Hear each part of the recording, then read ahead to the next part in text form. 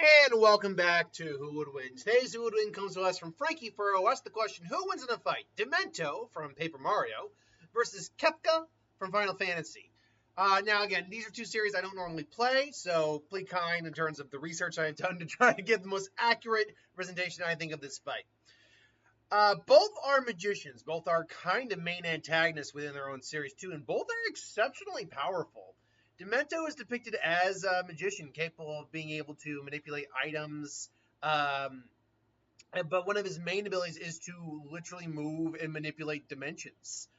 He's capable of many special abilities. He's able to flip between 2D and 3D and cross between worlds, which that's like dimensional plane level shit, literally, right there. He can create his own dimension, Dimension D, which is said to empower anyone within it. He's able to teleport and conjure shuriken-like objects to shoot at his foes. He can clone himself, though the clones are intangible. While he and the clones can also shoot magical paper shurikens, or just shurikens in general. He can create compact magical fields around his victims, and which he simply snaps his fingers, causing several explosions within the field. Excuse me. Demento's warp, used by nearly all the villains at some point, has its own distinctive animation and sound, but it's really just teleportation more than anything else. It will disappear with a sound like a small shockwave, which distorts the air around. He's able to fly and levitate. It is never shown walking at any point in the game. So he's kind of like designed like a bit of like an imp more than anything else. I mean, he's a magician. He's like a jester, but he's kind of like in terms of his like physiology, he's kind of more designed like an imp, which makes him exceptionally powerful. Now, Kefka was a man who basically did experiments on himself with, and I'm simplifying this. I'm going to get his backstory a bit more up to date right now, but in essence, he was the court mage. There we go. Where are we? There we go. Yes, he's the main antagonist of Final Fantasy VI. He's the court mage of an empire. I'm not going to try to pronounce it. What, Gestonian? He was the first experimental Magitech knight given the ability to use magic. However, the process was not yet perfect, and the infusion damaged his mind, transforming him into a maniac. I hate freaking arts. Transforming him into a maniacal harlequin with unpredictable thirst for blood, chaotic and unpredictable in his drive to cause destruction. Eventually turned on the Emperor to seize control of the Warring Triad and became the god of magic, and used the power and became the god of magic and used their power to destroy the known world. He's been well received by the fans as well. So this is a guy who literally became a god of magic. Like, his level of magic is some of the strongest in the entire Final Fantasy series. In essence, it's because it's magic, you name it, he can more or less do it. Now, that being said, he does have magic he specializes in. If I can just get back to where it said the magic special. Okay, here we go. He has accumulated magicite and absorbs power from espers. He prefers things like ice and poison spells as well as drain spells. When faced... Oh, you stupid freaking... There we go. When faced as a cinematic enemy using his field sprite, he holds a morning star as his weapon. He has aptitude with machines and is capable of manipulating them. They're great experiences. Prior to becoming a god, he was strong enough to neutralize the powers of espers and possess the magic to instantly kill them and transform them into magnesite, which he could cast upon groups of espers. As the god of magic, he possesses some of the strongest magic attacks in the game, and it is in this form that the spin-off tiles are usually based on his skill set. Kefka uses Friga, Blizzaga, Thundaga, and his Heartless Angel drain spells on HP. Possesses a powerful physical attack called Havoc Wing, which in spin-off is depicted as Kefka using a wing strike. His ultimate attack in Final Fantasy, which he assaults the party with a wave of magical energy with distinctive visual effects similar to television stack, although he does not use this as a boss. Which, okay, whatever.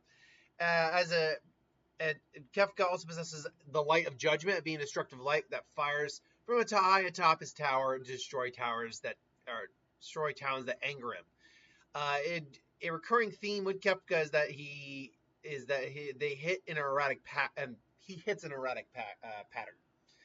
As the god of magic, his telekinetic powers are strong enough to levitate debris around the world and form a massive tower to serve as his lair.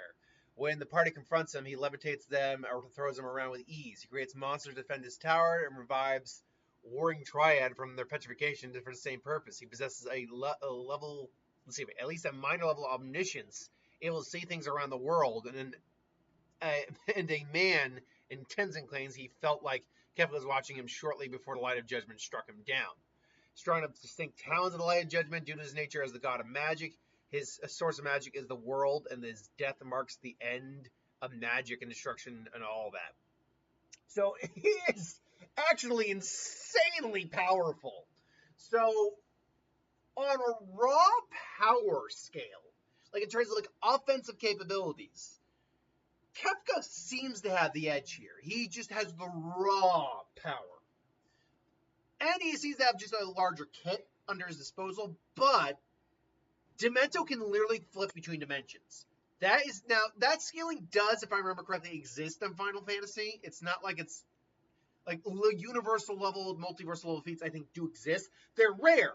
You don't get many individuals who can, in fact, do that, but they do exist. But dimensional is a bit of a different beat. Like, dimension and multiversal are not the same thing. They are related, dimension and universe, but see, 1D, obviously we know what the dimensional planes are. There's 1D, 2D, and 3D. Those are your base. 1D is either height slash length, or height. It's either height slash length. It's just one dimension. Take your pick, length or height. Then you get height and length. That's 2D. Then you get height, length, and width. That's 3D. Now 4D, then you get, I think they say time is 4D, or 5D, or gravity, or something like that. But we're talking about those dimensions. Point is, there's, in essence, infinite amount of space between each dimensional plane before you get to the next dimensional state. So, for him to be able to just go and create his own dimension is a feat unto itself. Now, that being said, you need to be careful because I run into this issue when we talk about Kaguya and all that from Naruto, because she did in fact create a dimension allegedly. But you need to be careful with those dimensional feats, because a dimension can still coexist as a universe and concept. And I know I'm really struggling to explain this a little bit, because I mean, this is because I'm a nerd and because I like watch a lot of like sci-fi and anime and all that, I can still understand these concepts to a degree and try to explain them. But I am not a quantum physicist. I am not someone who studies the idea of dimensional planes and all that. So, but point is, his feats in terms of like in terms of scaling should in theory scale above Kefla. The problem here, though, is that while he can scale above Kefla, in terms of all the offensive stuff I could find for him, he could create a dimensional field and cause or a field or shield, like energy shield around, or energy dome around Kefla, and just explode things in there. But he doesn't really he doesn't really have anything to really put Kefla down. Kefla has poison magic, ice magic. He has energy drain. He has draining magic, which means he can really just siphon off a lot of this energy from Dimentio. Dimentio certainly has offensive capabilities. Most of it seems to be like throwing shurikens, but he also has, like, again, the shield attack. But again, his real scaling power comes from the fact that he is able to just flip between dimensions, which is far more than what Kefla can do. So it's tough, because from a scaling perspective, Dimentio is actually the higher level individual here. But from an actual just offensive capability, no, Kefla definitely has the edge there. And he has newer nuanced magic, such as draining magic, poison magic, elemental magics, certain levels of omniscience. He can literally just blow up a town on a whim. So it's tough. Do I go with the guy who does just straight up scale high? And to be fair, let's be clear, your abilities do not. The ability to just go swap dimensions or even create a dimension does not mean you could not be killed by, say, a bullet. We look at Zeno from Dragon Ball Super as an example. He is a guy who can literally wipe out the entire multiverse like that. but he needs guards because he is not physically capable of defending himself. Someone could easily kill him. That's why he needs guards. His pure offensive capabilities are on a multiversal scale, but his pure physical capabilities in terms of like physicality and defense are more of are probably a best like low level grade. Like he could might be able to take like a standard bullet, but energy attack or whatever he could take.